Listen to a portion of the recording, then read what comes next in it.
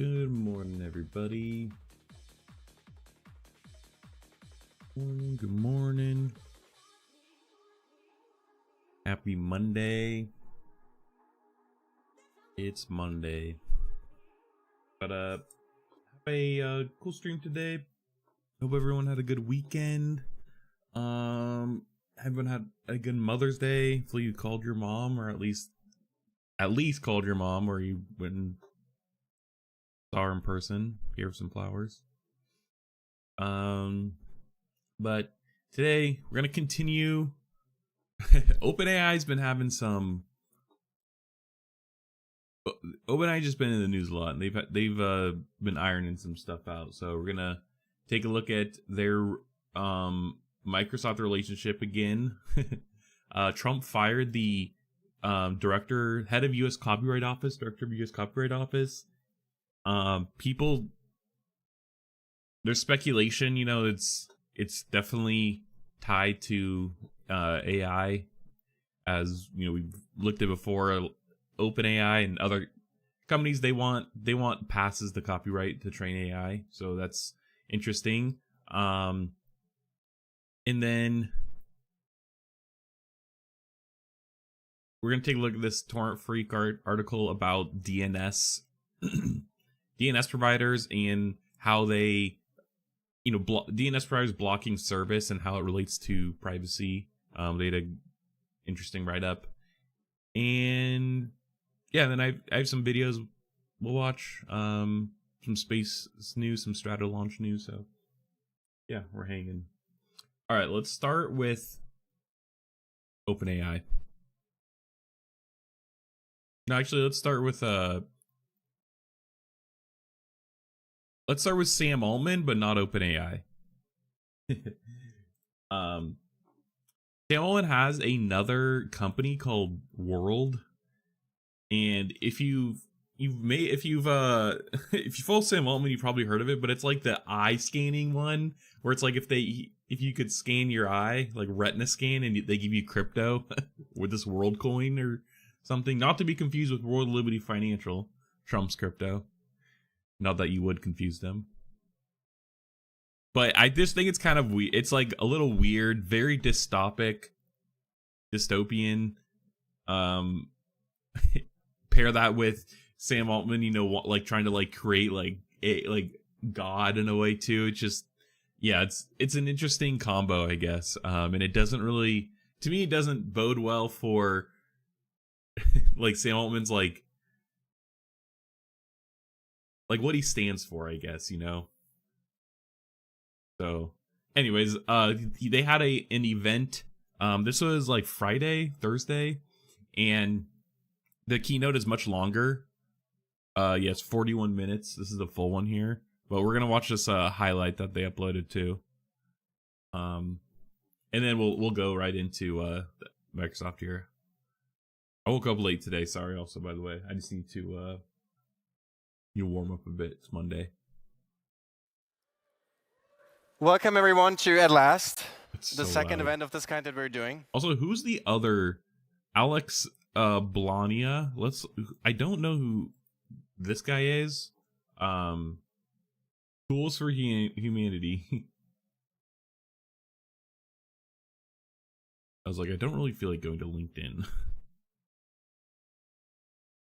Okay, he's just at WorldCoin.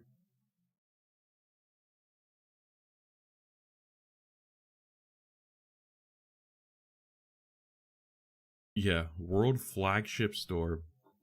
It's kind of crazy because like this is kind of like billionaire shit. Like, I don't know how rich. Someone's very rich. I don't know like if he's billionaire, but this is just like rich people shit. Like trying to like do some weird ass like tech startup to like change the world. I don't know. Let's watch though. Let's watch. And the last time we met around 6 months ago, and we worked really, really hard on all the products you're going to see today. But before we get there, I think it always matters to just reflect on why we're here, why we think what we do matters, and also why it matters right now. And so, Sam, why don't you kick it off with that? Yeah, so this is a very cool moment for us. We wanted a way to make sure that humans stayed special and central in a world where the internet was going to have lots of AI-driven content. We wanted a way to think about how we were going to distribute access to these systems resources. And we started brainstorming about what that might look like. The initial ideas were very crazy. Then we came down to one that was just a little bit crazy, which became World.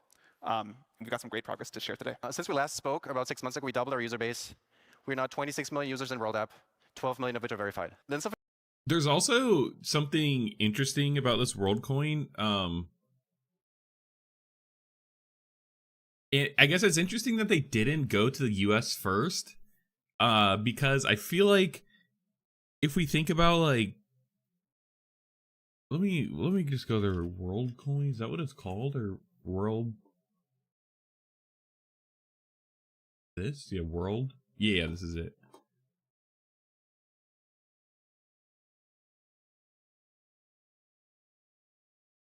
And there's actually several things interesting about this, because this is something that we will need, like a human proof now beyond just checking the robot box and answering, trying to match pictures or some bullshit. Sometimes, okay, let's be real though, sometimes those are actually hard, but we will need to, in a world, especially when like AI agents are just casually browsing the web and like, doing things in the digital realm like autonomously, we will need a are you human actually kind of verification. So I do see that as being useful. I would love for it to not be also owned and operated by the guy making the AI that he wants to kind of control the world,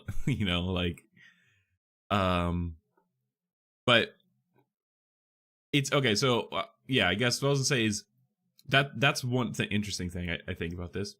Two, it's interesting that they started in other countries and are now bringing it to the United States, especially if they pay people crypto to get their iris scan. Like, it almost seems like it's like a like they're kind of taking advantage of underdeveloped, emerging economies not as developed as the United States, in the sense that people likely need more money in these places, like, these Africa places in Africa. Looks like they have a lot in Europe, so that's good. But I guess that's kind of weird that they like focused on areas like that so much, and then now they're bringing it to the United States, because I feel like that the incentives now for someone who may have more, who doesn't need like a few like dollars in crypto, why should I give you, like, why should I let you scan my retina I guess for like a few dollars in crypto. And I'm seeing now like how many people are in the United States here, and this is crazy.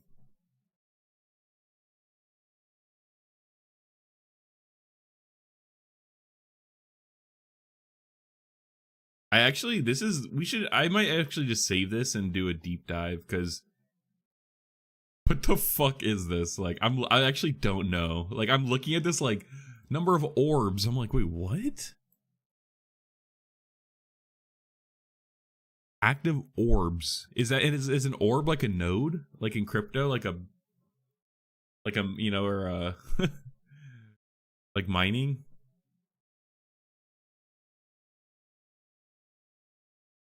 Okay. Anyways, let's go back and watch the video. Something else really has been missing. That is kind of how we really started this project, because we started the company right here in San Francisco, and we wanted to scale it to the entire world from here. And so, of course, what has been missing is the United States of America. Starting tomorrow, World all-related services and products will be available in the United States of America. And so we will talk much more about what that actually means and what launching the US really means. But before we get there, we talk about many of the products and kind of core updates about the protocol that we really care about. So this is the orb. It's powered by the latest NVIDIA Jetson processor, running sophisticated AI models, using a number of visible light and infrared sensors to determine humanness. And we can also manually... I see. So the eye scan is because that prove you're human.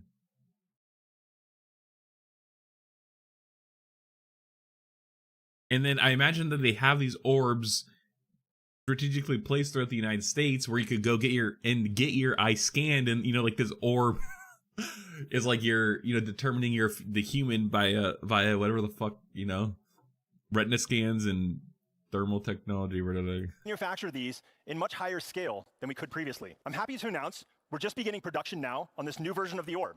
It will be rolling out across the US tomorrow in select cities and globally over the next coming months. That's crazy. That's what this thing is for.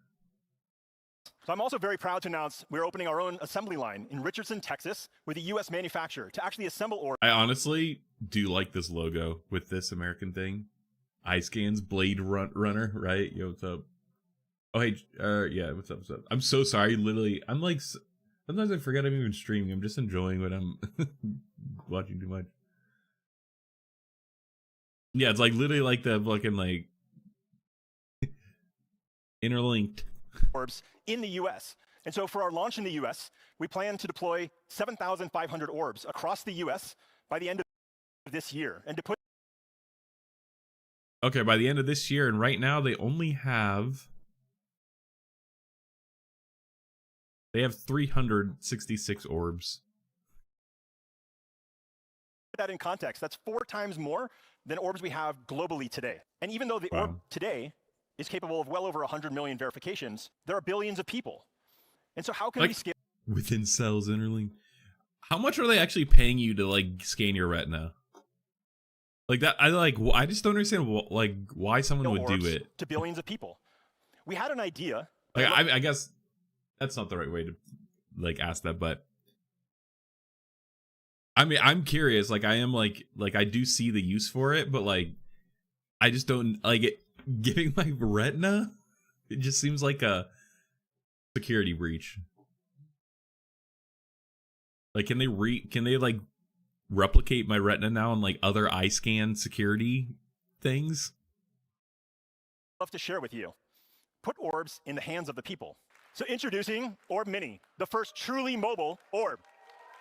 With people carrying Orb Minis wherever they go, it's going to provide greater access to verifications. This like I literally, this is like, if this was in Silicon Valley as a making fun of an existing company, I would believe that. Like that's how like insane they sound right now. Orb Mini, we could scan irises on the go, like 3 times faster. Bringing WorldCoin, to the pockets. Like this will increase even verification more. Scale, another factor of 10, giving verification access to billions of people. I mean, I could not be more excited about Orb Mini. I think that's going to be really, really cool. I think that will allow us to scale this up much, much faster. And before eye scorching, bro. And of course, the big news are 7,500 orbs across the United States in the next 12 months. So now let's talk about World ID. We always believe that there's 3 so main like I could see the use for this areas where this is going to matter in the beginning the most. It was gaming, dating, and social. And so let's start with gaming. In most fuck yeah, bro, gaming. That's so random, actually. most games, AIs will be better than actual other people. And that will be kind of very, very annoying for this entire industry. And that is why we partnered with Razer a couple months ago already Take that, to make proof of human and World ID the standard across gaming. And so already today, you can actually verify your Razer ID with World ID's proof of human, and you can use that across all the different games that Razer supports. So can you do this without scanning your retina? That is like, now that is my question. They said the orb has like other sensors. Like next step, starting next month, we will have orbs in all Razer stores, and gamers can verify where they love to go. Second, we will that have clap like 3 people. Orbs in Razer stores, League of Humans tournament. What we call the League of Humans tournament. That is a fully online, large-scale tournament that is truly just for humans. Lastly, with Razer, something I'm really, really excited about is we will explore how we can bring deep face and even hardware into Razer cameras. Because in many cases, it doesn't only matter that you game with any human, but what human you're gaming with.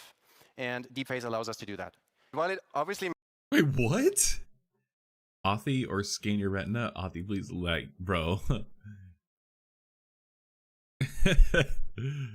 I think the problem is, though, it's like, is this like verifies you're like a human in the flesh, because like they said that they have like other like thermal sensors that like are able to like detect if you're a human. It's like, I get it, but like it's like the problem is it's fucking Sam Altman.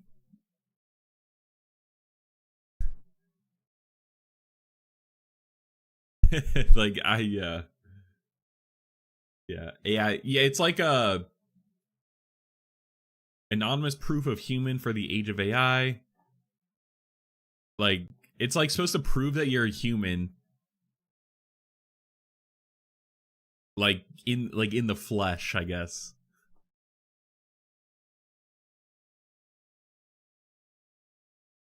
I don't know how it's anonymous though. I know it's like blockchain, but whoops.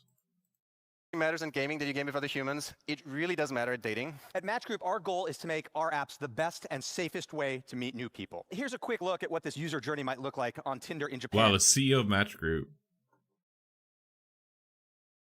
And which will be launching later this year. You will be able to log in with your World ID. World app will send a proof to Tinder, and then you can verify not only that you're a human, but in the case of Tinder Japan, even that you're above 18. Okay, let's talk about WorldCoin, something we never really did. And of course, this was a founding principle of this whole idea. It was all about solving proof of human for the internet, and then using that to launch a digital token by eventually giving ownership in it to every human. The first function that we have gotten out of having a token is a very simple one. It gave us the ability to build a network that currently has over 26 million users, and over 12 million of whom have taken the effort to go to an orb to verify their humanity. The second thing we had to think about, though, is as the network gets even bigger, we begin to run into questions about the sustainability of that network. And so one of the most important functions that WorldCoin is going to provide for the protocol in the future is that sustainability. When you look at a piece of technology and you ask, can I trust it?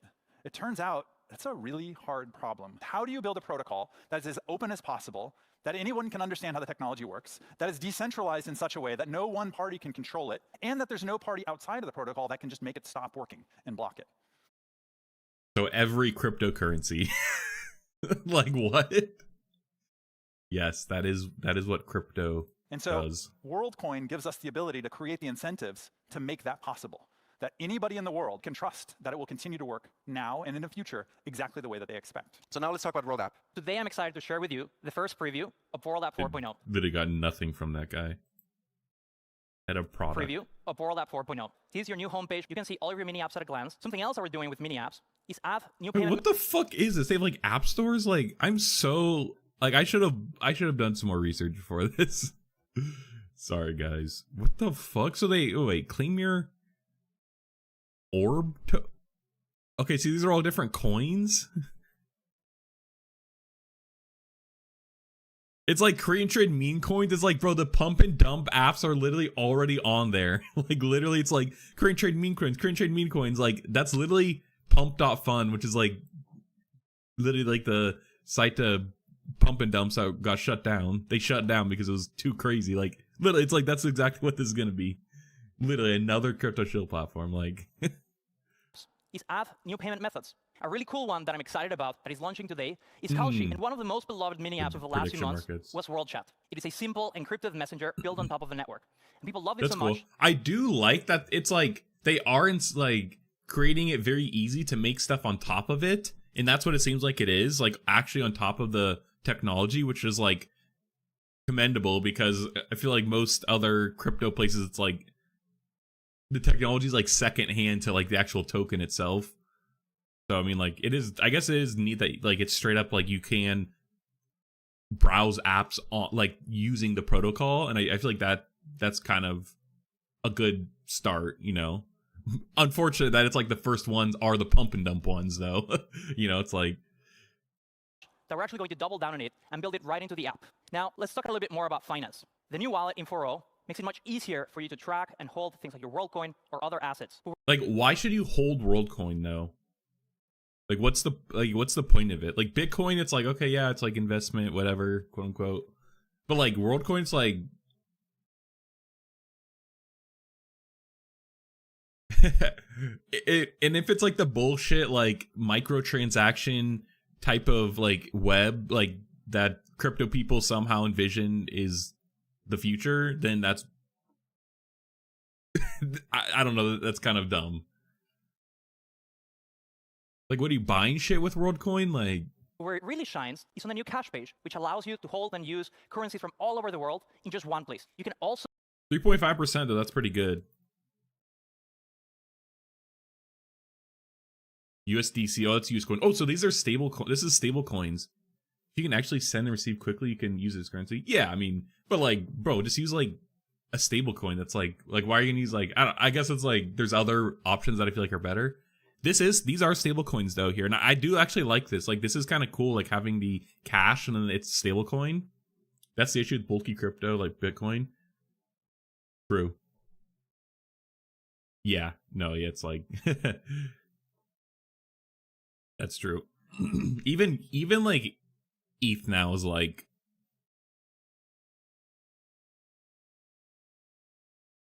yeah, it's like it's interesting. I guess ETH there's like people are generally like built on that, but I feel like now with like there are other better options where like better blockchain options than the kind of legacy ones like Litecoin or you know like the Lightning Network like Litecoin and Ethereum and all that shit. Like now it's like stable coins I feel like make it so much easier and better to do things that the previous kind of like old legacy cryptos could do.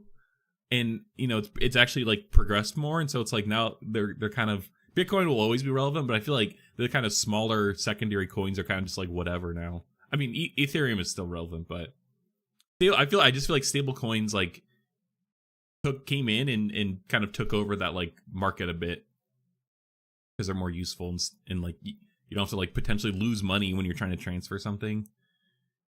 Anyways, I like that they have the stable coins in here like this. I think that's cool. One place. You can also connect them with mini apps like Morpho, which is also launching today on World, which allows you to earn and borrow directly on your wallet. For those whoa, what the 8.6%? Even 5.8% is insane. 12.9? Oh, I feel like I want to do an experiment where I just like buy $1,000 worth of like stable coin or something and just compare it to like other traditional like safe finances like a savings account and like like bonds or something. Like this is good. 12.9% APY. Do a write up, yeah. I've kind of been stablecoin pilled lately. On your wallet. For those times where you need to interact with the traditional banking system, like for example, getting your salary, you will now also be able to get account numbers to be able to do that. All of this is powered by stablecoins on WorldChain, which is why I'm so excited to share with you a new partnership to bring the most trusted US dollar and euro stablecoins to WorldChain with Circle. The last piece, if you want to make... Yeah. We've covered Circle on stream before. They're kind of the like safest. They are like the biggest, safest stablecoin like issuer. With USDC, and they're actually wanting to IPO soon, so that makes sense. Make a killer financial app is payments. I'm excited to share a new partnership with Stripe. Very soon, Oh, this is big, actually. This is big. Okay, wow. That's interesting now. Stripe also recently got into stablecoins, and they acquired a stablecoin startup. But Stripe is the payment processor for like most of tech. And they're just one of the largest in general. Yeah, this is interesting because this actually does make it easy to pay because I like most of the software I use Stripe. And so like or like, you know, most of like the software subscriptions I have use Stripe. This makes it easy. This is interesting. And if you could use like your stable coins and stuff within it, like now might be the time to get into stable coins or something. Yeah, a lot of vendors do. That's interesting. Yep. Crazy. Okay. This is a... Yeah. You will be able to pay with your World app directly on Stripe-enabled websites and apps with the tap of a button. But now, let's be honest. Sometimes you're just walking around and you want to have a pizza or a beer. And Stripe isn't there, right? They probably don't yet accept QR code payments. And so what do? We're incredibly excited to partner with Visa to execute on our vision for what finance should look like in a post-AGI world. God damn it, bro. Like, why is it fucking Sam Altman's WorldCoin that is finally actually like breaking the barriers? Like, what have the rest of crypto guys been doing? Like, they're actually making it so in your normal daily workflow, it's easy to use and spend crypto without going out of your way to go to some fucking like Bitcoin ATM or like some other like random ass app or like only specifically, you know, it's like they just went straight to the actual like payment vendors. Damn. Yeah, they have the clout, but I would think that like a lot of bigger crypto people have the backing, are like funded by Silicon Valley and stuff. But yeah, right time, right place. Yeah, that's crazy. Fuck. God damn, why did it have to be a retina scan? Starting with letting you pay with World in more than 150 million merchants around the world. The new design and the pre-orders for WorldCard are coming today, and the full 4.0 release is coming later this summer. Now let's talk about how the launch actually works. Starting tomorrow, we will have flagship locations in many of the cities across America. Just to name a couple, it's going to be in San Francisco, right here, Union Square, Los Angeles, Miami, Atlanta, Austin, Nashville, and many more are coming soon. I think that's the thing. Is like I think you have to prove you're human to then get access to like the like network. That's it for today. Thank you all for coming. All right, I might actually I'm gonna save this to my watch later. This is, I'm intrigued now by this. This is a lot more interesting than I thought.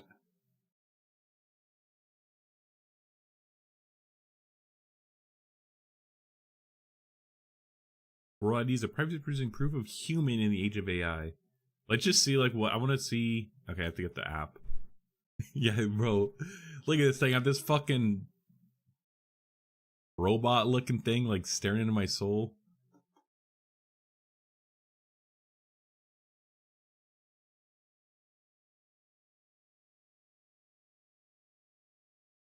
Verify my humanness. Find orb. Oh, I see. Is there one in Sacramento? I wouldn't be surprised if there's... Oh, there's literally 7 locations. I know they said that, but I thought there'd actually be more. Alright, well... you have to wait. Red skin is new though. Clearly it's been used... Clear's been using it for TSA stuff? Yeah. That's fair. It's more so like who I'm giving it to.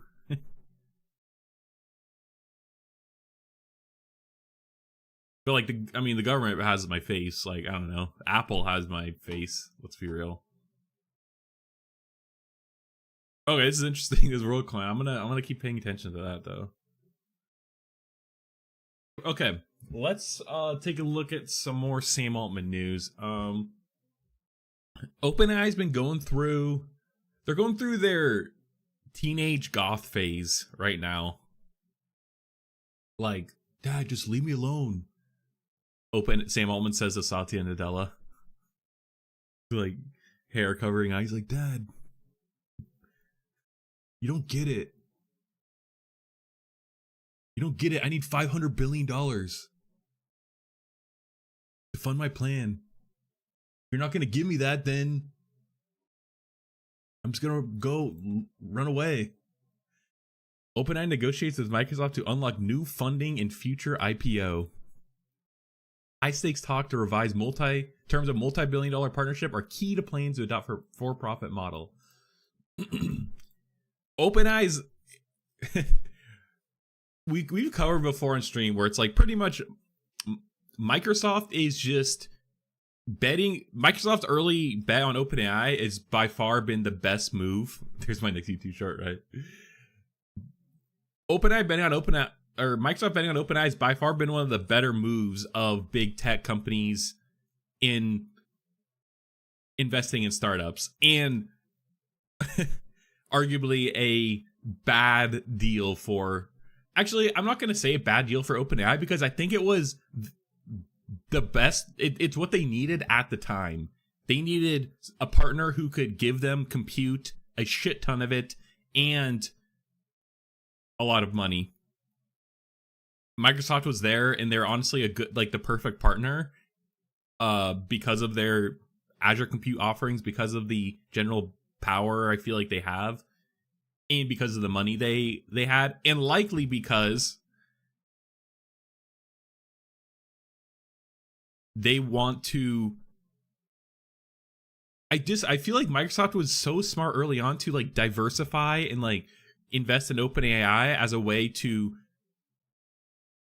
either stall for themselves to then get, you know, frontier level AI models, or just be more risk averse, which I think is probably more so it when it comes to AI, and just, you know, have some sort of other side bet that you could rely on.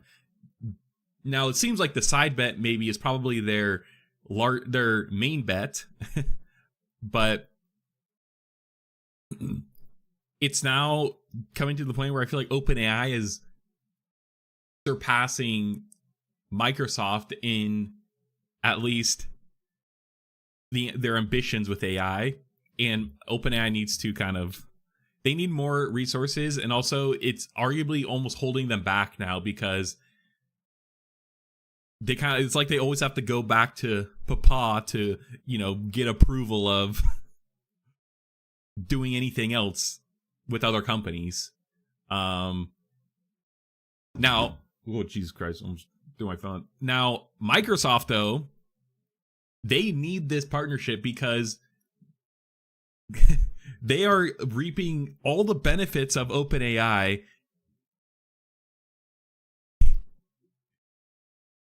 arguably taking on some customers that maybe OpenAI might take directly, and just running with their models, selling them, using them, repurposing them, you know, implementing them in their products for, you know, free, quote unquote. And that can't go on forever, because OpenAI is like gonna have to start prioritizing themselves, and like Microsoft is their competition still. And like there's gonna be some drama there. But now with OpenAI launching OpenAI countries, like they are shooting to, like, you know, be above Microsoft. Like they're going for like way more like geopolitical power influence than I feel like Microsoft like might have, I guess. I don't know. So I guess now that Sam Altman's really wanting to break free and like start going hyperscale, like, you know, startup, like launch things way quicker, way faster, scale things way bigger, the Microsoft partnership might just be slowing them down. OpenAI and Microsoft are rewriting the terms of the multi-billion-dollar partnership in a high-stakes negotiation designed to allow the ChatGPT maker to launch a future initial public offering, while protecting the software giant's access to cutting-edge artificial intelligence models. And the OpenAI IPO is also inevitable, mainly because they're just going to need the money. When they do it, I don't know. But like I just don't think they're going to be like cash flow positive for a long time. And that just never sits well for an IPOing company. I just feel like sometimes IPOing creates more problems than it does solve them, even if you do need money. Like, it's a lot of work. Microsoft, OpenAI's biggest backer, is a key holdout to the $260 billion startup's plans to undergo a corporate restructuring that moves the group further away from its roots as a nonprofit, the mission to develop AI to benefit humanity. A critical issue in the deliberations is how much equity in the restructured group Microsoft will receive in exchange for the more than $13 billion it has invested in OpenAI to date. Because Microsoft right now has a pretty sweet deal. 49% use, you know, all the open AI models. Like they want to keep, you know, doing what they're doing. Microsoft still has to think, you know, about themselves. And they need to insulate themselves from like the Google, Amazon, Metas as well, because Microsoft's arguably behind when it comes to their own models. So like they want to at least hold on to a good chunk. According to multiple people with knowledge of the negotiations, the pair are also revising the terms of a wider contract drafted when Microsoft first invested $1 billion in OpenAI in 2019. Okay. The contract currently runs to 2030 and covers what access Microsoft has to OpenAI's intellectual property, such as models and products, as well as a revenue share from product sales. Right, they get the revenue share too. So, like, yeah, I mean, there's fucking leeching off OpenAI. 3 people with direct knowledge of talks said Microsoft is offering to give up some of its equity stake in OpenAI's new for-profit business in exchange for accessing new technology developed beyond the 2030 cutoff. Wow, okay. So Microsoft sees the models itself more valuable than the actual shares. And to me, that signals that Microsoft wants to still be ahead of OpenAI, because if Microsoft thought OpenAI was just gonna like stay the small company, I feel like they would want the shares. But because I think they see the technology is more important than owning some of OpenAI, because I think that they could see OpenAI potentially surpassing them in some instances, maybe. I think 2030, yeah. That's 5 years, so... Huh.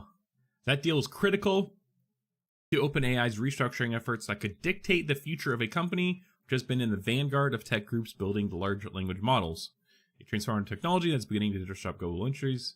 OpenAI's chief executive Sam Altman has set his own goal is to go further and build artificial general intelligence systems that surpass the abilities of humans.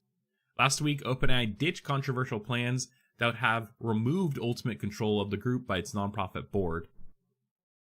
However, it retained plans for its business arm to become a public benefit corporation, a body focused on social good, in addition to making additional profits. Yeah, and I think Anthropic is also a public benefit corporation. So just kind of going along those lines. That corporate model adopted by rivals such as Anthropic, all right, there you go, and Elon Musk venture XAI, I didn't realize XAI was a public benefit corporation either, would still allow OpenAI to offer investors equity in the business. A person close to the company said the change is key demand of investors that would ensure that an IPO becomes possible in the future. I mean, all the investors want to ensure that they could get their fair share of the profits, or if they IPO, that they'll be shareholders. The previous structure, I think, with the nonprofit, it's like it didn't really fully work like that. So yeah, it's interesting.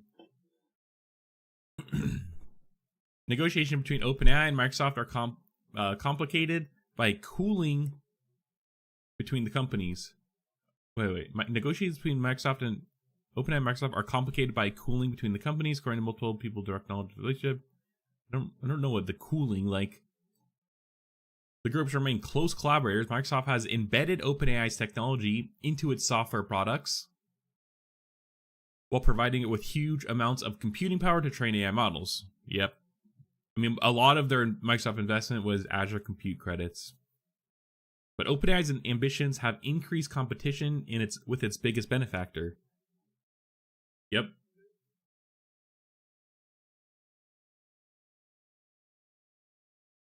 That's why it's like, the relationship is interesting.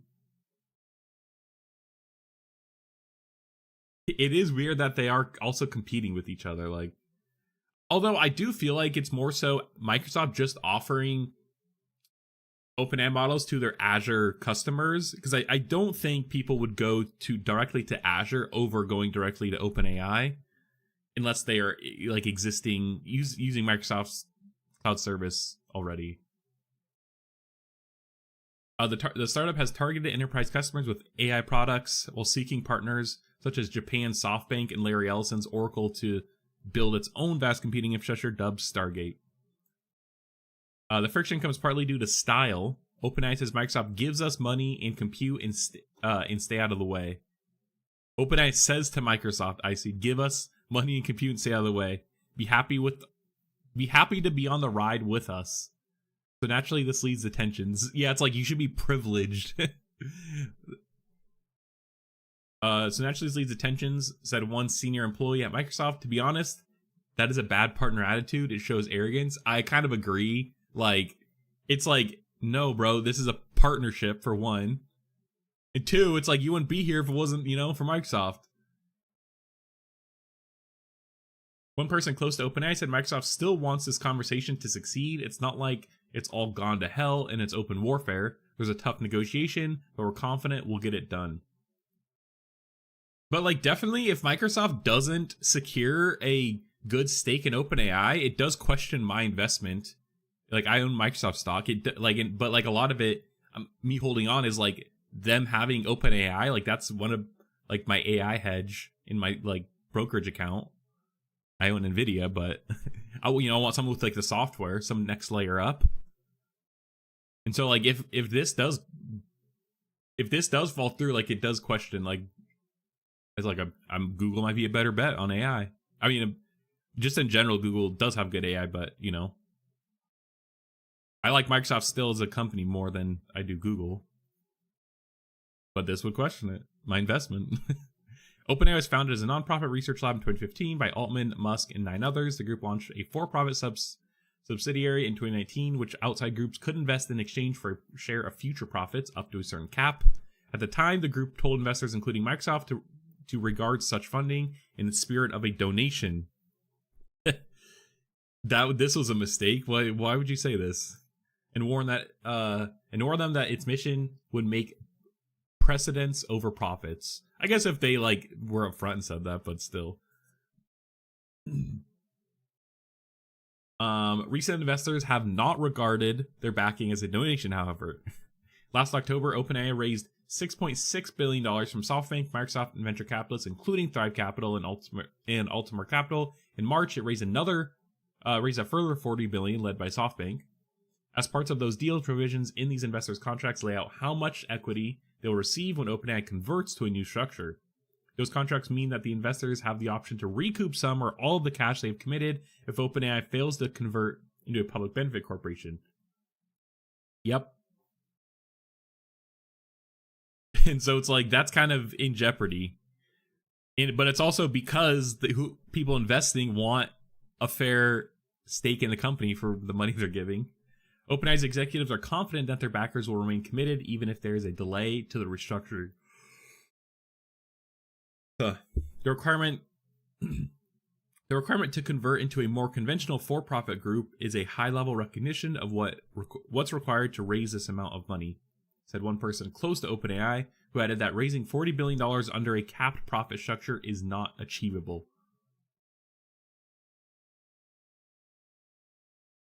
Yeah, what's required to raise the amount of money? I mean, it makes sense, but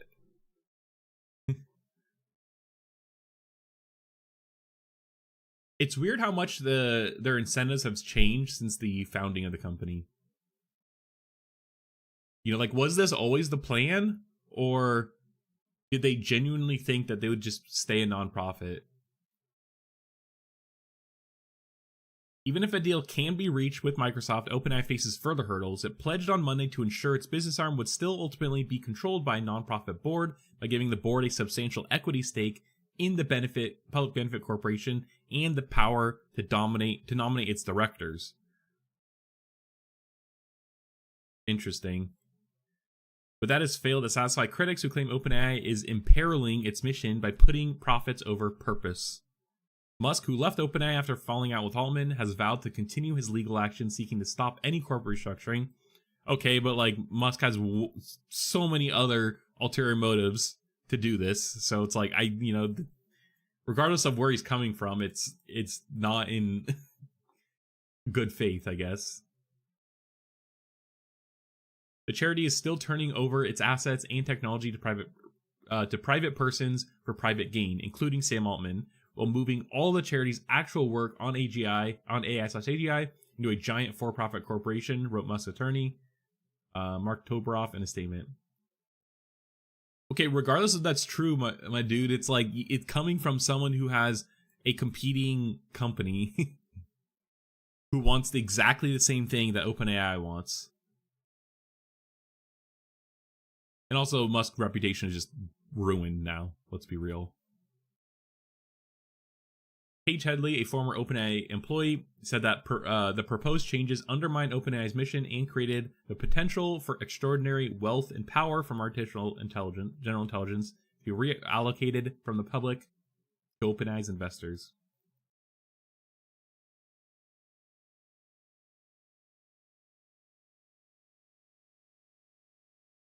Yeah, I mean, I don't disagree with this though either. But you know, there's 100% some sort of money grab in it. OpenAI must also persuade the authorities of California and Delaware. Yes, the authorities, I think, have been the last people to be persuaded, and that's actually who you really need to persuade. The states in which its headquarters and incorporated, that its proposal will uphold the group's mission to benefit the public. Right now, it's like if anything, they've done things to go against saying that they would actually follow through with this, like keep changing their mission to allow like use of war times, use of AI, shit like that. Like that's never a good look to regulators. Delaware Attorney General Kathy Jennings on Monday said she would review OpenAI's new plan for compliance with Delaware law by ensuring that it accords with OpenAI's charitable purpose and that the nonprofit entity retains appropriate control over for-profit entity.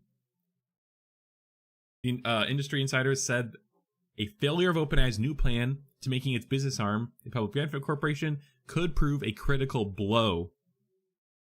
Yeah, I mean, if not just for fundraising, which OpenAI is going to need a lot more money in the future.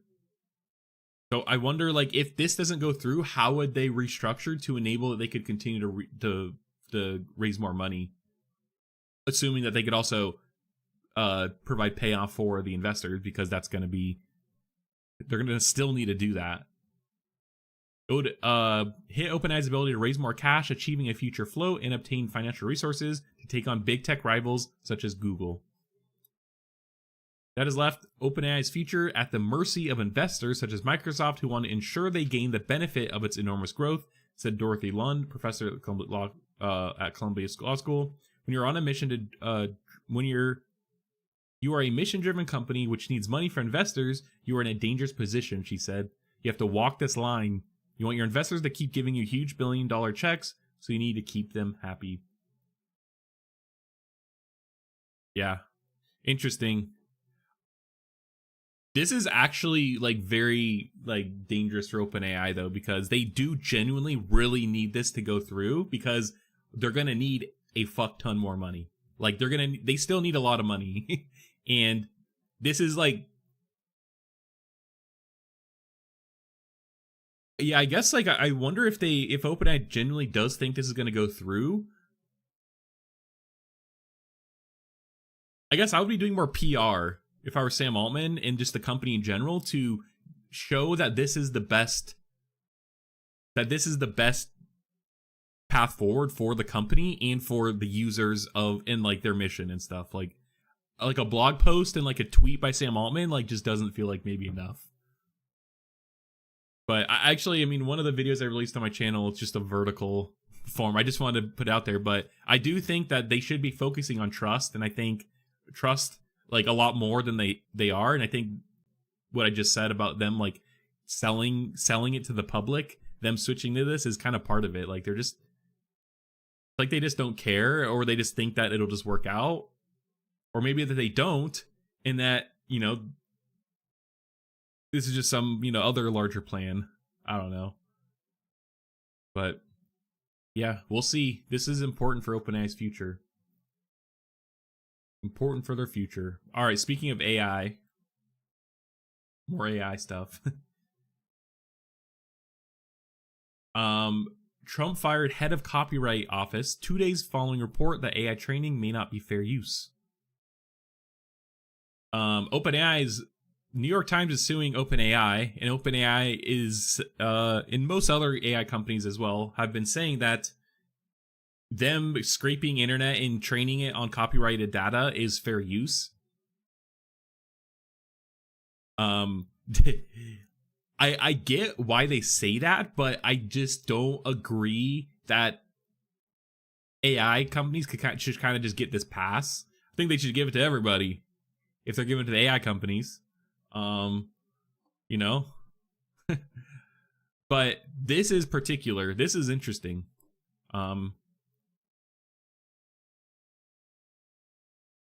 There's a lot around AI and copyright stuff. Like Meta essentially torrented all of like Z library, zlib, like the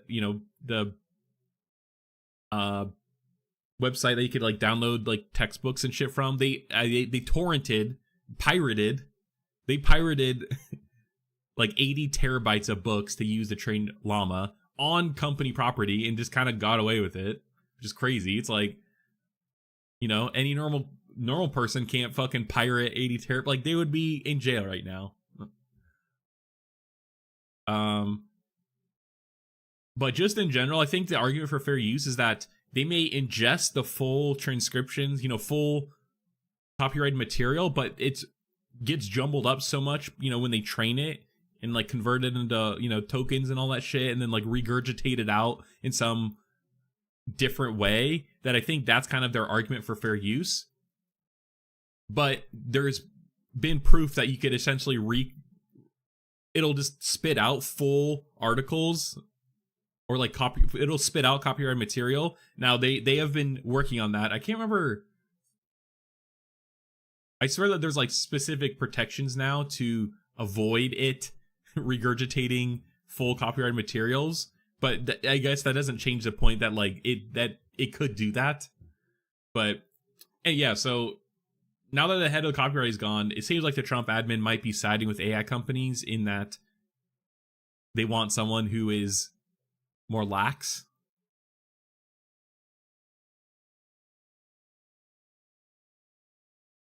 And wants to change the decision. We'll see. Trump administration has reportedly fired Register of Copyrights Shira Perlmutter, who leads the U.S. Copyright Office, following the office choice to release a pre-publication version of its opinion on fair use status of AI training data that's made up of copyright information.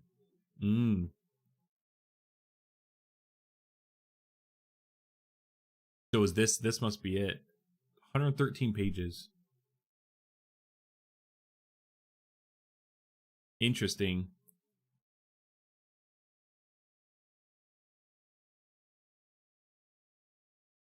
The training, deployment.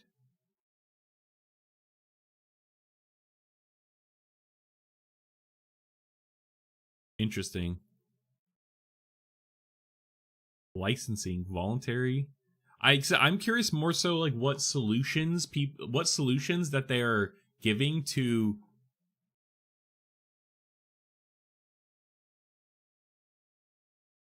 I guess like if they're not just gonna give them full access to like all copyrighted material, then I do wonder what the solution is. Okay, let's keep reading. Too many side tangents. Let me yapping today. Representative Joe Morell, the ranking Democrat of Committee on House Administration, called her firing an unprecedented power grab with no legal basis, linking the firing directly to her report, which he says amounted to her refusing to rubber stamp Elon Musk's effort to mine troves of copyrighted work to train AI models. And I also wonder if this was like, do they usually release pre-publication versions of stuff like this?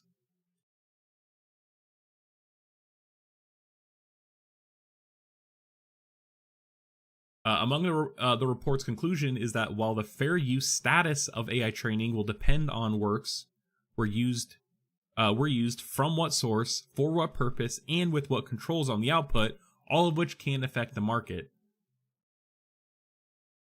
Well, the fair use status of AI training, okay. It's like, it depends is the answer. The report says research and scholarship might be fair use, but says many other AI tools might not be. But making commercial use of vast troves of copyrighted works to produce expressive content that competes with them in existing markets, especially where this is accomplished through illegal access, goes beyond established fair use boundaries. This is interesting. So if let's use New York Times as the example. If New York Times, if you're using ChatGPT to reproduce an article to compete with the New York Times, then it seems like that's not fair use because you're using the work. Maybe because you're using like New York Times work to produce something like the New York Times work to draw people away. Like this seems almost more like antitrust stuff. University of Colorado law professor Blake Reed called the report a straight ticket loss for the AI companies. Shit. In a post prior to reports emerged that Perlmutter had been fired. Writing what he wondered if a purge at the Copyright Office is incoming and they felt the need to rush this out. And that's what I was just saying. Like, do they usually release like a pre-publication version of stuff?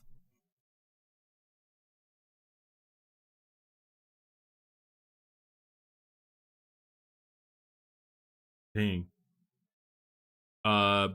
Reed wrote that although Copyright Office generally can't issue binding interpretations of copyright law, courts turn to its expertise when drafting their opinion.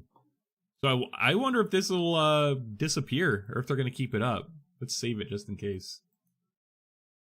Whether the Copyright Office release of its findings is the reason Perlmutter was cut loose or is just the curious timing isn't clear, as the White House does seem to have commented on it. Copyright law expert Meredith Rose questioned the link, calling the report 113 pages of, well, it depends. That's exactly my conclusion after reading this right here. And adding that people who find that offensive enough to call for her ouster would have to be utter lunatics on either side of this fight. Yikes. Now tech bros are going to attempt to steal creators' copyrights for AI profits. This is 100% unacceptable. Wait, Trump retweeted this? Or whatever the fuck they call it on his social media site. Wait, I'm so confused. Bro, I literally don't, like, that's crazy. It's this art, he retweeted this article right here. That's crazy. So is Trump gonna side with it? But then he fired her. That's why it's like, what? Okay, confusing the issue further, President Trump reposted commentary on news of Perlmutter's firing by Truth Social account attributed to Mike Davis, a former legal clerk for Neil Gorsuch. Oh, Gorsuch? Is this the, this is the ex-judge, Supreme, right? Or maybe current, I don't know. Who was rumored last year for Trump's attorney general pick. I'm so confused. Maybe it's that this report wasn't in the favor enough, because if the report does say it depends, I don't get it. Now tech bros are trying to attempt to steal creators' copyright for AI profits, Davis wrote while linking to a CBS News story. This is 100% unacceptable. The day the Copyright Office's report was released, President Trump also fired Librarian of Congress Carl Hayden. I did see this, actually. Whose department the Copyright Office is a part of. Interesting. As NPR reports, the White House Press Secretary Caroline Leavitt claimed, without specifics, that Hayden had done concerning things in the pursuit of DEI and putting appropriate books in the library for children. Every book published in the United States goes to into the Library of Congress. Yeah, so it's like, that made no sense. Wow. Okay, so I don't know what now is going to come of this. It's because it seems like this tweet, that's something that Donald Trump retweeted, contradicts the opinion of the administration, at least his administration. I don't fucking know. Wow, this is interesting now.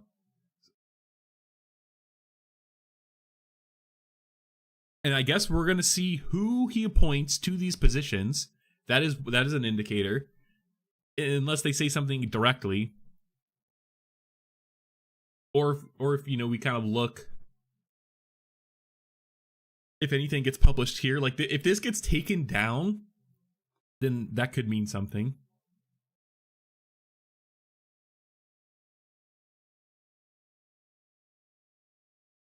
Yeah, this is interesting. Very, very interesting. US website is broken.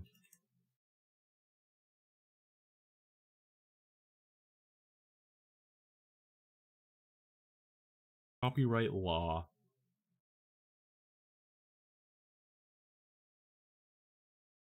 Interesting. All right. Next. Yeah, I mean, this is just a quickie. Kind of bullshit. They are putting off enforcing its click to cancel rule, saying they have until July 14th now. This is the thing that makes it just as easy to sign up for to cancel things as you did to sign up.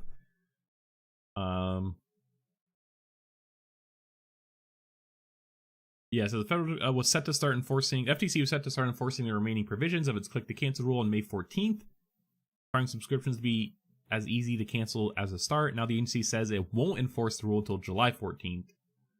Yeah. Whatever. As I just hope that they actually continue to go and like enforce it. Because the agency chose to push enforcement back even further after a fresh assessment of the burdens that enforcing compliance by the state would impose. The FTC voted 3-0 for the delay, but as TechCrunch notes, 2 of the typical 5 commissioners were absent from the vote. Yep, because they were illegally fired by Donald Trump in March.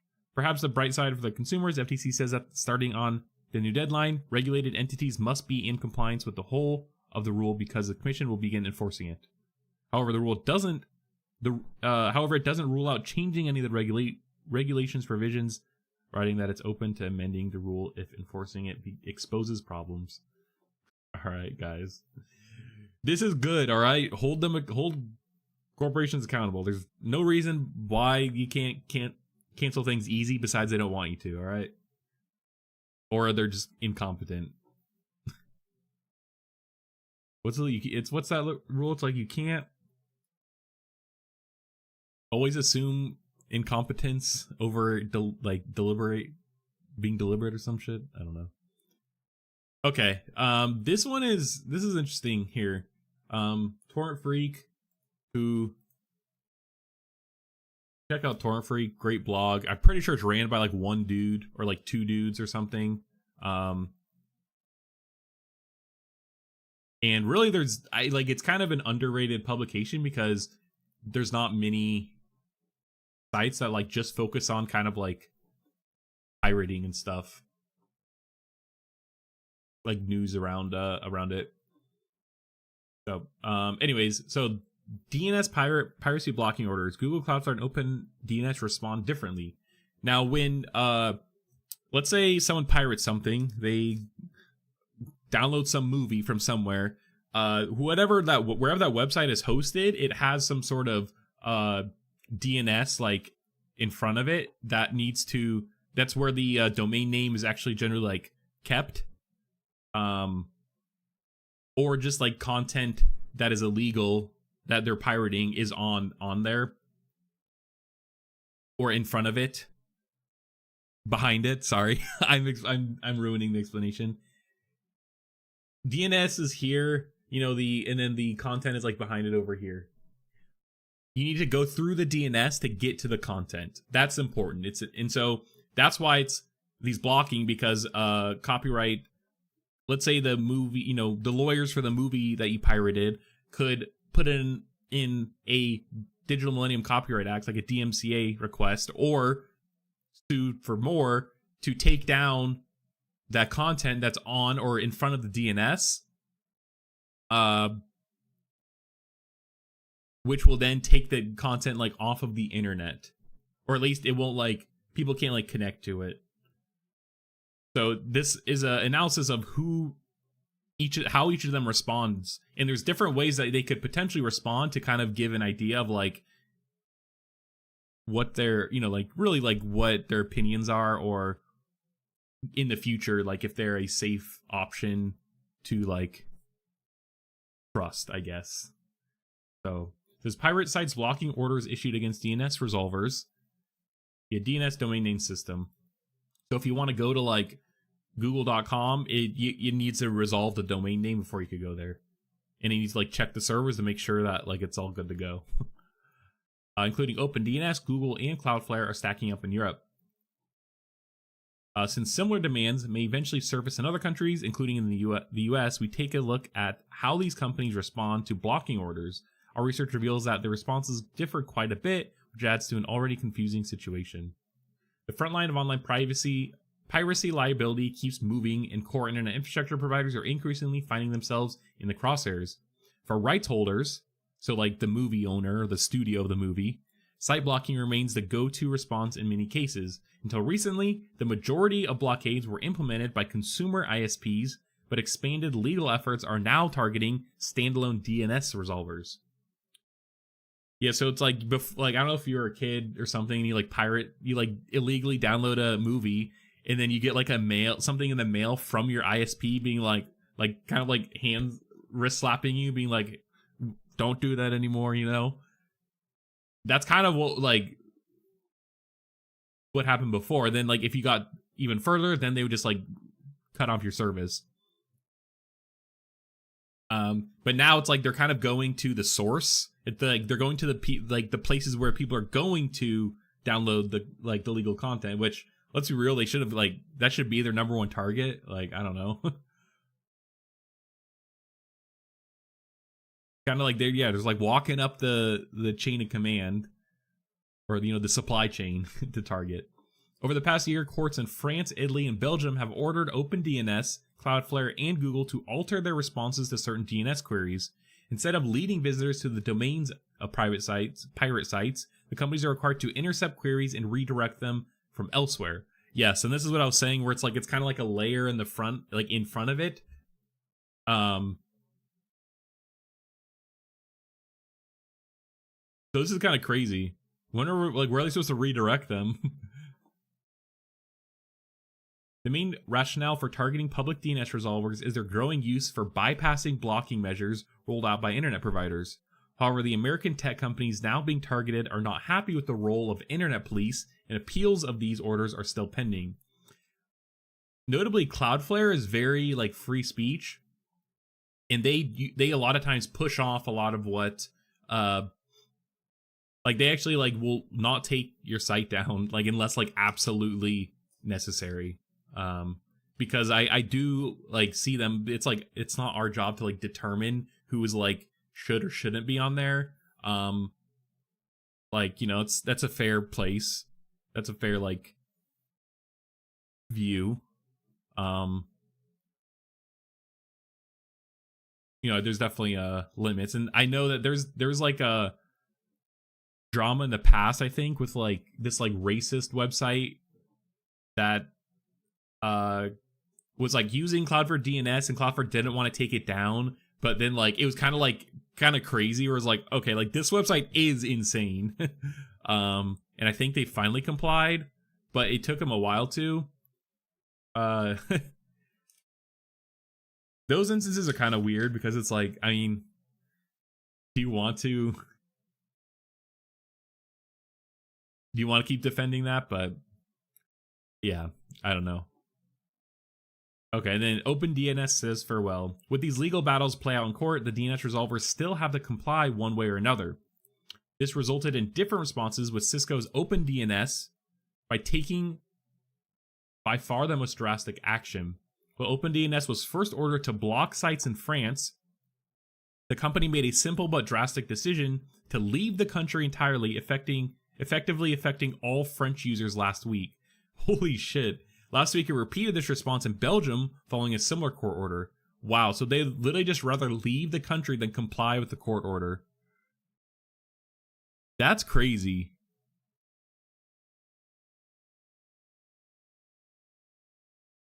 I wonder if it's they're afraid of kind of the slippery slope. They do it one time, and then it's how do you decide then? What's the ultimate response to decide to take it down?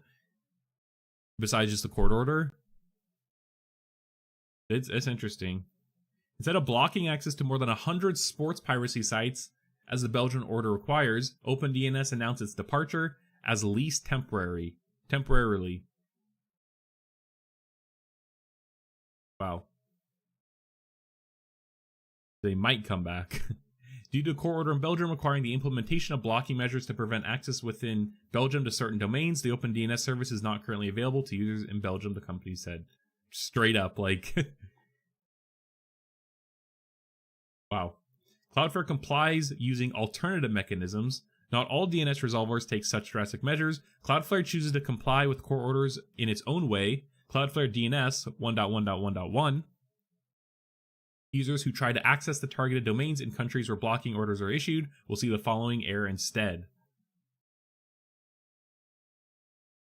HTTP. So they're going with the. This is like the most technical response. It's like returning the unavailable for legal reasons HTTP response code 451. Like,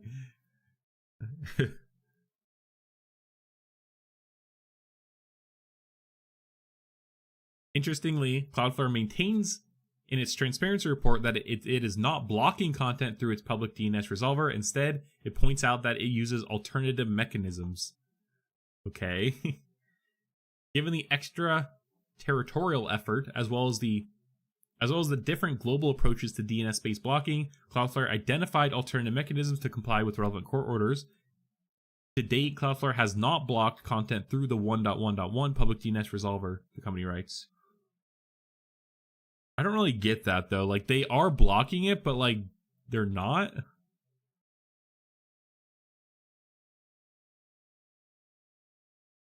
I don't really get what this means. But they are. Is this what they're showing, or is this like some like loop around technical workaround? The results for Cloudflare DNS users appear to be the same. However, those who try to access the blocked domains in the applicable countries will be redirected to the HTTP 451 error. The good news is that affected users are informed about the reasons for this technical blockade by the Lumen database. I'm so glad they linked to it, because I saw the link here and I was like, I wonder what this is. That doesn't appear to be the case with Google. All right, now it's Google. Let's take a look at this. It collects and analyzes legal complaints and requests for removal of online materials, helping internet users know their rights and understand the law. This is cool. What the heck? Like, defamation complaint to Google.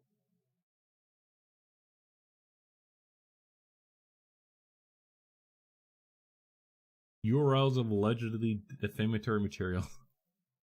Oh, you could actually just like sort of see it. I don't know like what's gonna happen if I click that. Oh, you have to get full access. All right. Anyways, this is cool. This website. I'm gonna bookmark it. Oh, it's it. Whoa, actually, I already have a bookmark. What the heck? Must have been here. Okay. After running tests in both Belgium and France, this is Google now. Using various blocked domains, it's clear that targeted websites are no longer accessible through Google's public DNS resolver 8.8.8.8. However, unlike Cloudflare, there's no notification whatsoever. Instead, Google appears to simply refuse the DNS query, which means that the domain lookup is not linked to any IP address.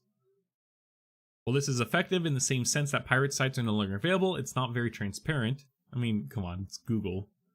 Like big tech and transparency do not go together. Users who try to access domains will simply see a browser error, which could be caused by various DNS issues. Yeah, this like does not give. This could be many things. Google's basic response is not limited to the recent Belgian court order. We observed the same query refusal for the domain names that were included in, French blocking orders over the past several months.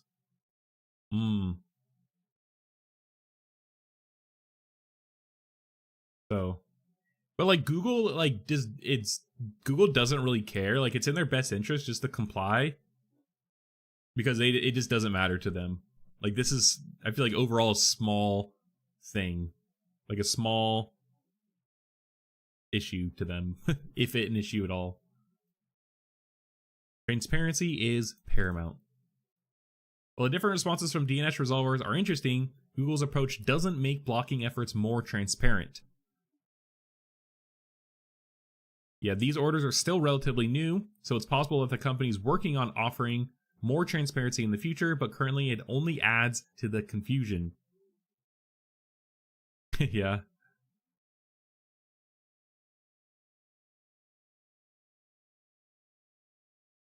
I think it adds to the, yeah, it's like, because it doesn't really make, like, this just doesn't tell you, like, what's happening. You're like, does the website exist still? Is it me?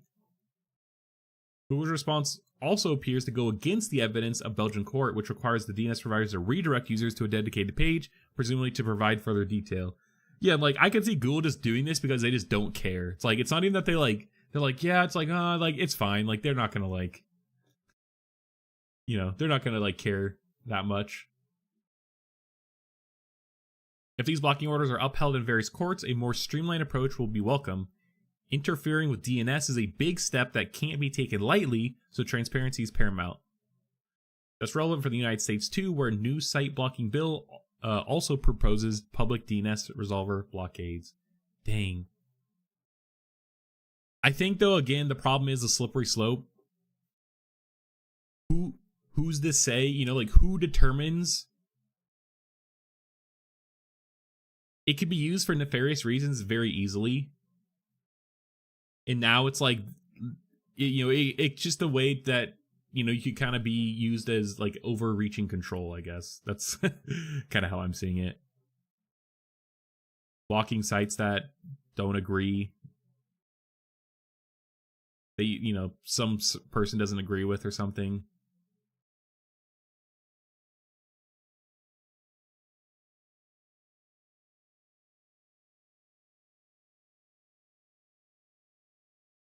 Tom 1. Like, all right.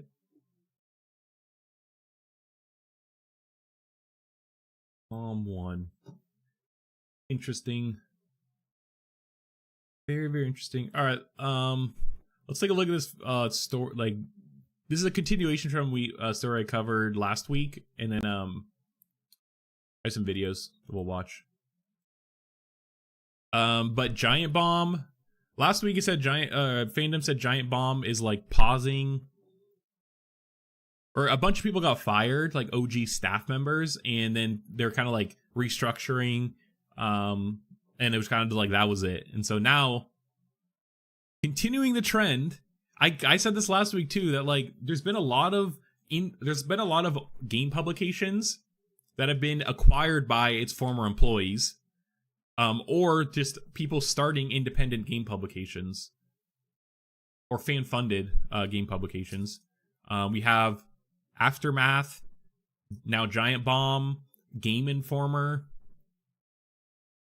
There's 404 Media, but they're not necessarily just gaming. Steven Totillo, Game File. He used to be that's different, I guess, but he used to run the Axios gaming newsletter, and now he started his own gaming publication. But yeah, I like to see it. I think this is kind of the future, and I mean, like, thinking about it, like putting a cyberpunk spin on it. It's kind of like, just like very micro companies, I guess, like micro communities. Not the right word for it, but I just imagine in the future of like things being much more like decentralized, and so like smaller groups of people doing things that serve a smaller group of people, but it's profitable because fan funding and like them wanting the thing you're making, but you also don't need to like worry about the scale of large company. I think that's kind of the future, and I'm thinking about like Snow Crash or something, where it's like the metaverse, and they're just kind of like small communities within the metaverse. Like that's what I'm kind of thinking about, where it's like the internet, and they're just kind of these small communities that are able to kind of produce cool work, cool shit, and then like be funded by their fans. Like I really like that idea. That's what I want. So, anyways, Fandom sells Giant Bomb to independent creators. Gaming content creators and longtime Giant Bomb staff, Jeff Bakalar and Jeff Grubb, taking full ownership and operations of the gaming media brand. Fandom, the world's largest fan platform. Bro, okay, like, gotta preface, like, Fandom is cancer. Like, their websites are just so bad. All their wikis, like, it's so annoying. Wiki.gg has popped up as a replacement, and I implore you to use their wiki. A lot of gaming companies have been swapping over to them, and like it's just such better quality. It's not riddled with ads. It's more friendly towards the developer. You know, you get a domain name, but it's just clean, you know? Just using good old MediaWiki.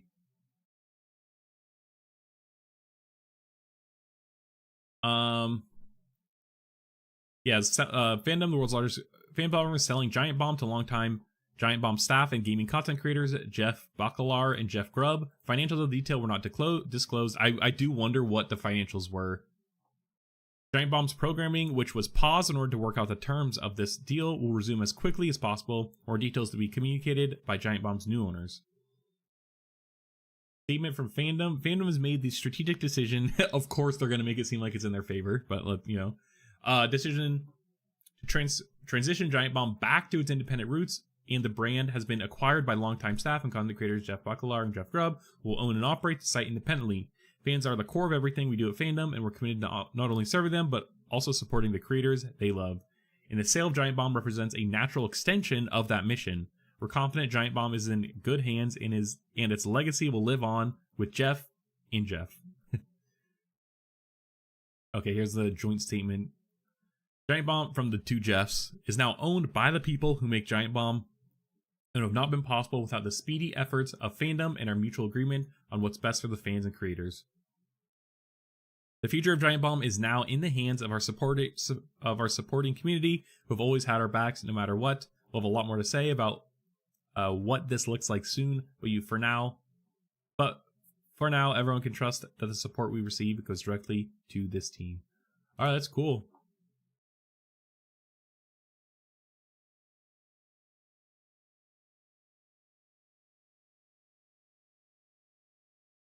Here we go.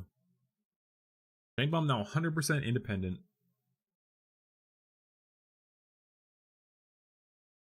Okay, so yeah, they're going with fan funding. Which makes sense. That's how they should be.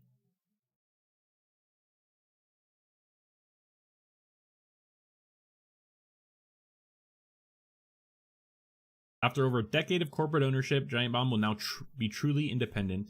We don't work for a corporation anymore. We work for you. Please let us know where to send our PTO requests and expense reports. Funny. We're not serving an algorithm or executives. We're serving you, the audience. We want to lean in to what's always made Giant Bomb special, and that's what the people you see and hear on our content in our extremely passionate community. Here comes the party that you're probably expecting. We want your money. We need your money. Give us money. But for real, this is a big risk we're taking, and helping Giant Bomb, keeping Giant Bomb alive is going to rely on supporting the community. And as an independent entity now, we can all, oh my gosh, fumbling. We can say that all support we receive from you will go directly towards maintaining and growing Giant Bomb and paying the fine folks that you see on our programming week after week. I do wonder what it costs to like run the place, and like how much it cost them to acquire it from Fandom. Yeah, as long as we're going on behind the scenes, we're moving very fast with this so we can put together this new independent Giant Bomb. For now, our premium options will be a $20 a month subscription, or a $9.99 $10 a month subscription, or you can save $20 by signing up for a year, since it bears repeating and you'll hear this over and over again. All of your support goes straight to Giant Bomb's solid personalities. Cool. I hope that they make it. I mean, that's cool.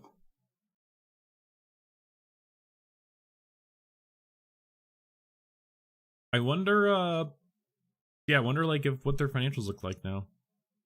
I hope that they're good. All right. Do they have like wikis? Like, what is this? I feel like we looked at this before, and I was kind of just like, this website's just kind of interesting. Like, they do have a lot of stuff on here.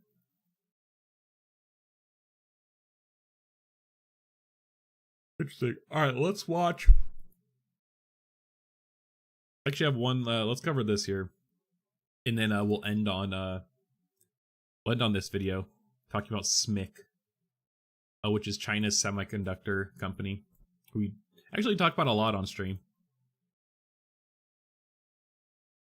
Shadowlaunch successfully completes reusable hypersonic flight and recovery with Talon A2 vehicle. Shadowlaunch is a cool company, and I kind of forgot about them because, yeah, they made this vehicle, which is, I think it's the largest wingspan of any airplane, even like the Spruce Goose, the old classic, to eventually do like aerial launches. Because Shadowlaunch is pleased to announce the successful completion of its second hypersonic flight, and we'll watch the video in a sec.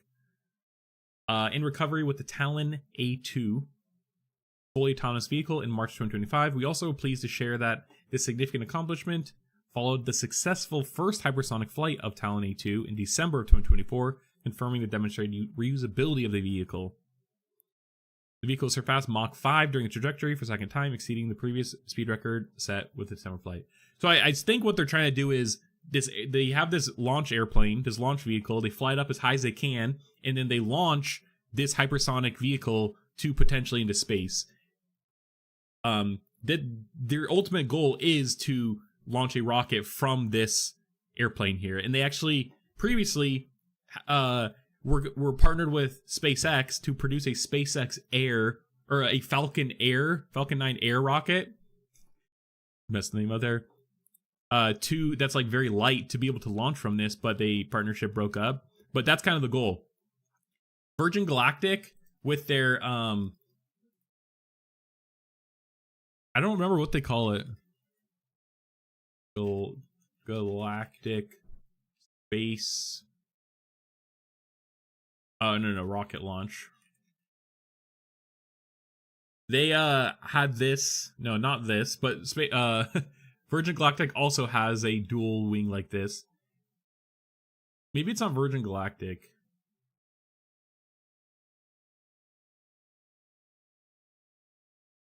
This Virgin Orbit. This is similar to what Virgin was doing with Virgin Orbit. Except they did it on the side of a 747 and then just dropped the rocket, which this is insane, and it sucks that they shut it down. But like, this is so cool, like, honestly. Like, it's kind of crazy.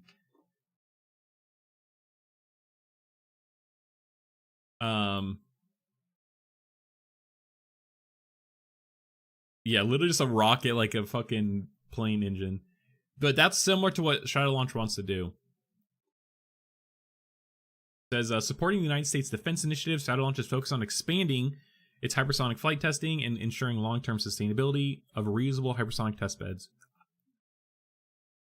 In hypersonic missiles, too, are a hot topic right now in military, kind of being led by Russia, because it's useful because it could fly very low to the ground at extremely fast speeds, which you could just outrun any missile defense systems, or just you're not even within the range of defense systems. The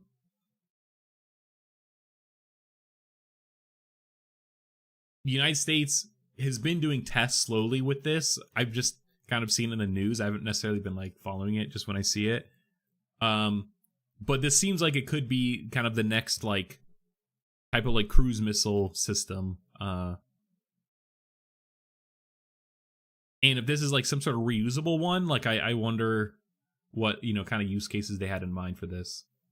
These completed flights demonstrate the United States' return to reusable hypersonic flight tests since the X-15 program ended in 1968.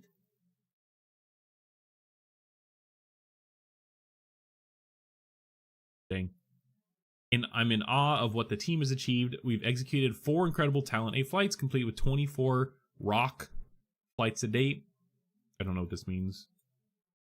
Flew 2 new supersonic and hypersonic airplanes in a single year, and we're firmly on the path of making hypersonic flight test services reality. This also looks so funny with like how big this airplane is and how this tiny little hypersonic vehicle is right here. Okay, let's watch the video here of TA2 first recoverable hypersonic flight. You think you're going fast. And I wonder how they recovered it too. But how can you go faster?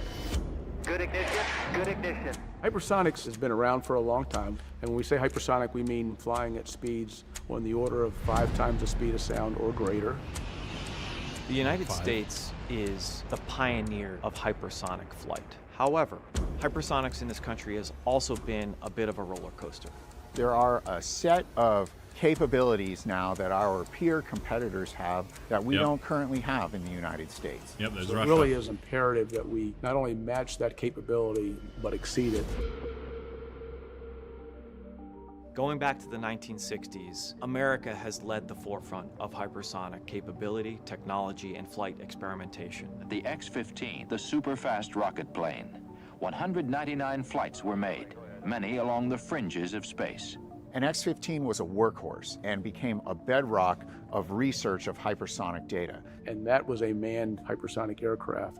Talon A really pushes the boundary to be autonomous. Talon A2, or TA2 for short, is the very first hypersonic, fully reusable, fully autonomous flight test vehicle. This country really needs hypersonic flight test capability, a capability where we can demonstrate technologies in the hypersonic. So maybe this is just for it's just a test bed so that they can develop future like technologies around the hypersonic stuff, and this is just kind of so they can test shit. To do that, though, we had to go along and prove our capability, so we started with a subsonic glider that we called TA-0.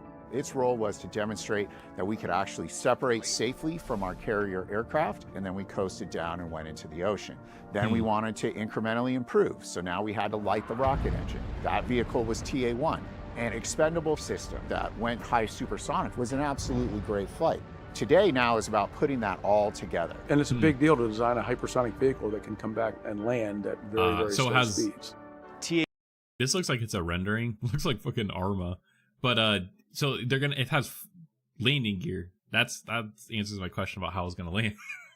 I don't know why I thought it was like it would be something different. A2 flight will make history, flying those experiments and those new technologies on the vehicle and gathering flight test data. It is new, it has never been done before. Joshua approach, Rock 01, super experimental. Mojave runway 30, looking for clearance. Talon systems are all reporting good, Rock is reporting good, and weather is all reporting good. Rock 0. Rock? I need to see what rock means.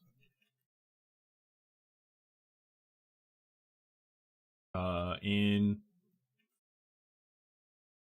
flight and space.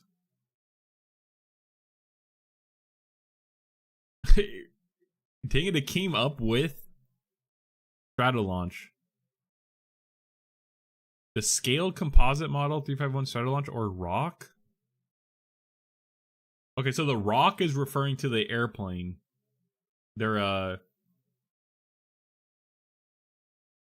this.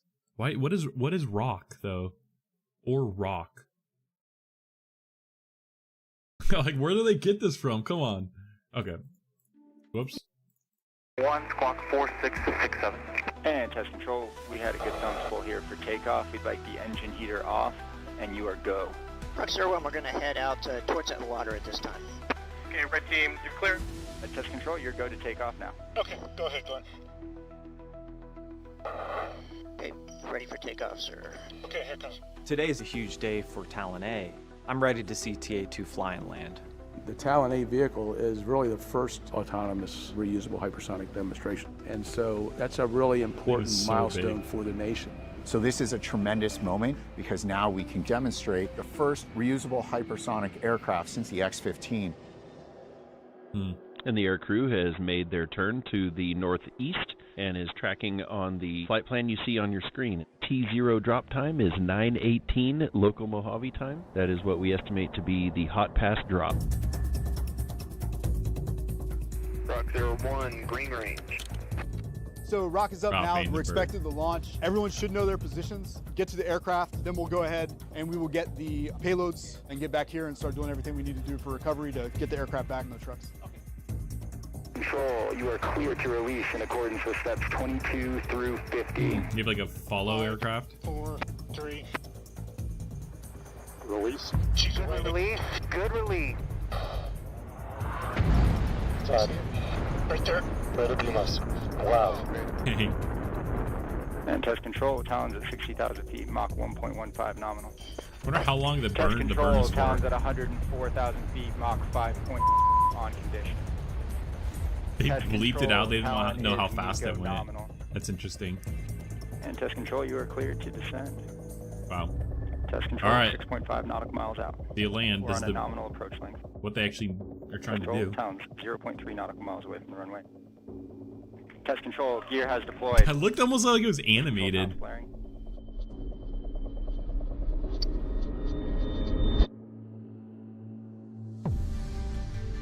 Test control, Talon's touchdown. Did it. Test control, Talon has landed. That's a huge accomplishment, guys. Congratulations to everyone. That's incredible. It is incredible.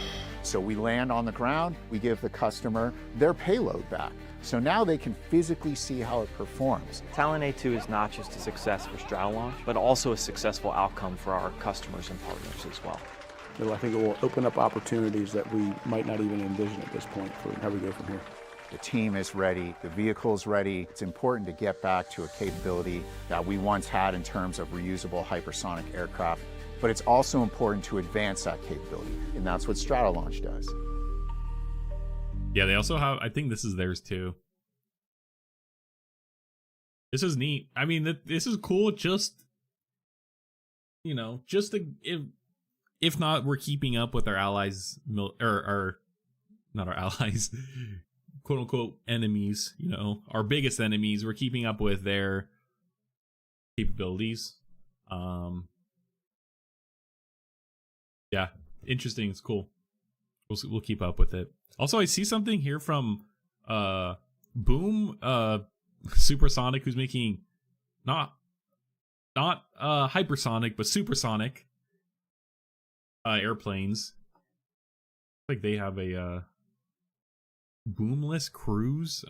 Solving sonic boom has long been a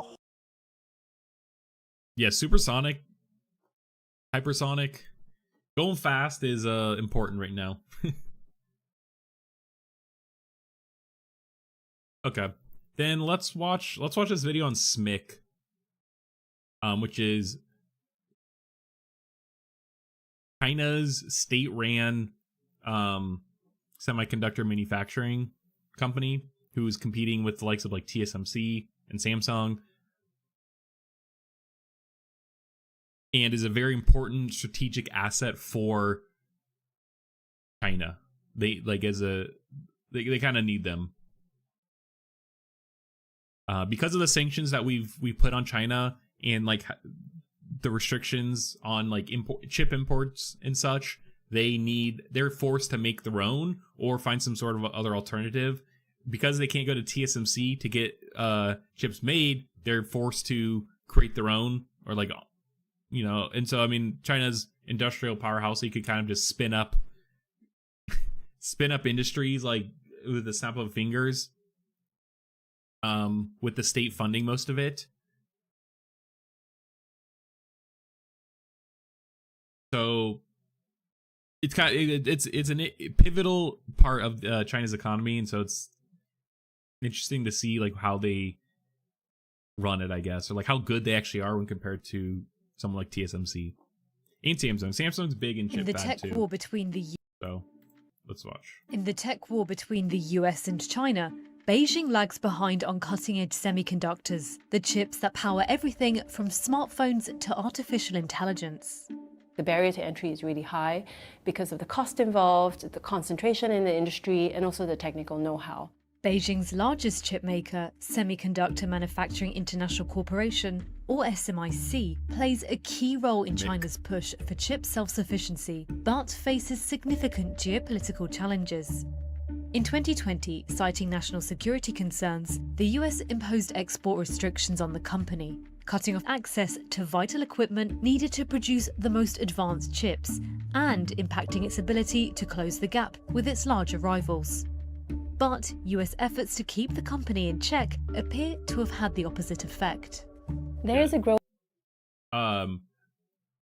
You know, there's a balance that needs to be made when imposing restrictions and sanctions. If you do it too much, then the country is just incentivized to build out their own infrastructure for whatever you're sanctioning. if you don't do it enough, then it doesn't really matter. They could just still get the things they need. So it's a balance that needs to be made to find the best use of sanctions and restrictions without incentivizing them to make their own industry, or not. That's not enough to just, it doesn't matter. Clearly, we may have overstepped with China, or at least China recognized that it's important to build this out domestically earlier on, where they're catching up. I guess China's catching up. Huawei just announced some new AI chip that's kind of on like the H100 level of NVIDIA, which is kind of their previous generation, and it uses more power, but China, has plenty of power, and so they could afford that. And the fact that they made this pretty quickly is they're catching up, I guess. Growing awareness in Washington that there is an unintended consequence to the export controls. And this unintended consequence has been that China's been galvanized to create its own self-sufficient semiconductor industry. SMIC was founded in 2000 by Richard Chang, a Taiwanese American and a veteran of the chip industry. After studying in the US, Chang worked for American semiconductor giant Texas Instruments. Later, he returned to Taiwan, where he founded Shida Semiconductor, which he then sold to Taiwan's TSMC. Taiwan has like several semiconductor companies. TSMC is just the biggest, but there are other ones there too. The world's most valuable semiconductor company. Chang then went to China, where he started SMIC. Fast forward to today, it's actually become quite a juggernaut in the space. It's a decent chip foundry, but in terms of the ability to make advanced chips, it's been very constrained. US export controls have made it really, really difficult or impossible to buy the same sort of chip making equipment that allows them to make advanced chips at scale, in bulk, and at a low cost. Despite these difficulties, analysts believe SMIC is producing chips that can rival those produced by advanced factories in the US and Taiwan, including 7nm chips like those found in Huawei phones last year. Many people expected SMIC to be unable to make these chips, at least unable to make them in the quantities Huawei needed to sell like a high-end smartphone. The speed of a chip is determined by how many transistors it contains. The smaller the transistors, which are measured in nanometers, the more can be packed onto a chip, making it more powerful. An industry teardown revealed that SMIC was the maker of these powerful chips that powered or enabled the smartphone to offer the intelligent capability that it did. So that was really a wake-up call for Washington. Yeah. However, SMIC still lags behind, with its two biggest rivals, Taiwan's TSMC and South Korea's Samsung, aiming to produce even more advanced chips. TSMC and Samsung are now moving on to make 5nm and 3nm chips. SMIC is only at the point. Yeah, we're moving pretty quick. This is Huawei's chip, the A20 or whatever, their 920, whatever, Huawei's new AI chip. It uses it's not as advanced as like the 2-3 nanometers. It's like two chips like together, I guess, is kind of how they achieve the performance, which I'm pretty sure NVIDIA has done before too to achieve higher performance, but they are not down here yet, so they kind of have to be creative with how they combine chips. Now, again, China has different, like, they don't care about power, consumption as much as like the Western countries do, because they could just burn coal, baby, or they just, they're much better about building infrastructure, and it's a lot of it's much newer than the Western, so they don't throw it. Anyways, I do feel like this will eventually they'll have to catch up, lowering, kind of increasing the transistor count to be a serious competitor. So now what they have access to in terms of chip making equipment, that I think would be the bottleneck, because ASML, the Dutch company that makes all the equipment that makes the chips that TSMC manufactures, they cannot sell to China anymore, and China was, I think, their biggest, if not their number 2 customer. That's going to be a bit of a only at the thorn point for where they're SMIC. making 7-nanometer chips, but in much smaller quantities and not the commercial quantities that China really needs. But analysts believe that Beijing's ramp up in production, a drive to produce chips locally, and major government investments will help China catch up. Yeah, that's the their last benefit. installment of the National Integrated Circuit. That's the competitive advantage, is that they have a government that is just dump money into industries that kind of create competition or like just drum up R&D. In production, a drive to produce chips locally, and major government investments will help China catch up. The last installment of the National Integrated Circuit Fund was $48 billion. And that's money that's pumped in to grow the ecosystem, such as funding talent development programs, funding startups in the space, startups that are working on areas not just chip design, but chip production. There are also startups that are working on like making semiconductor manufacturing equipment that China is blocked out from. Yep, so that is important. I think that is because the equipment is insanely complicated, and it takes. That seems like it's going to take years to like be able to figure out. So I think getting that seeded early is important. All that money is going in, and it's helping to build a whole ecosystem domestically that China can tap into in the future when it comes to like semiconductors and chips. In addition, local companies are also waking up to the need for China to be more self-reliant. A lot of Chinese companies also saw the writing on the wall. So instead of just being a top-down effort by the Chinese government to push the localization of the industry and push companies to use SMIC and not TSMC, Chinese companies decided that maybe we should divvy up a portion of our orders and pass it to a local company, just in case we were cut off from Taiwanese foundries like TSMC or cut off from overseas chip makers. After imposing retaliatory tariffs on US goods last month, China also issued new rules on determining the origin of semiconductor imports. Some analysts believe this move could give domestic chip makers like SMIC an advantage in gaining market share over its US rivals. What's more, a recent US Senate committee hearing saw top players in the AI industry speak out on the looming threat of China's technological advancements. As a matter of economic security, as a matter of national security, America has to beat China in the AI race. China is a really innovative country, and the fact of the matter is they're making inroads in aspects such as EVs, rechargeable batteries, AI. It's much more difficult to make the same strides very quickly in chips. That said, the fact that China has made so much inroads and so many strides in such short a time really shows me that China shouldn't be taken for granted, and in a couple of years could be as formidable as some of their Western rivals. Yep, arguably are in some aspects. Yeah, interesting. Very, very interesting. All right, that's all I got planned for today's stream.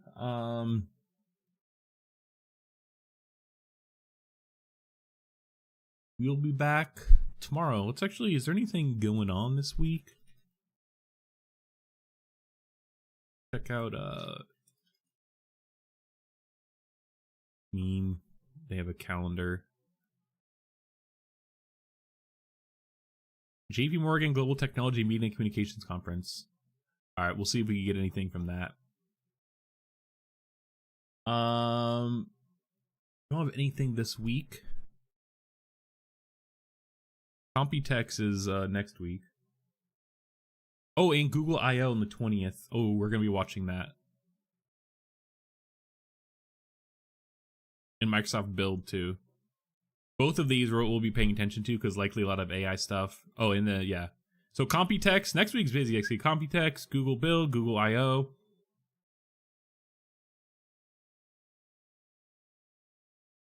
And then looks like tomorrow this. I don't know about this. We'll look into this here, see if there's anything. But yeah, that's all I got planned for today. I appreciate everyone hanging out, tuning in. We'll be back tomorrow, 9 a.m. Pacific, for some more tech news, emergent tech news. Oh, Jack Dorsey's actually speaking at the JP Morgan one. It'll be Interesting. Like this picture they used is so like old. Like this, I don't almost even recognize him.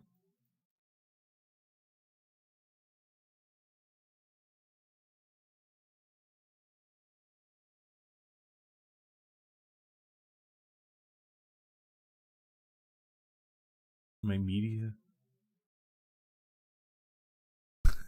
on the record. Dang. All right, cool. We'll be back tomorrow, guys. 9 a.m. Pacific. More news. Subscribe, follow, stay informed. Peace. I don't have an ending screen right now.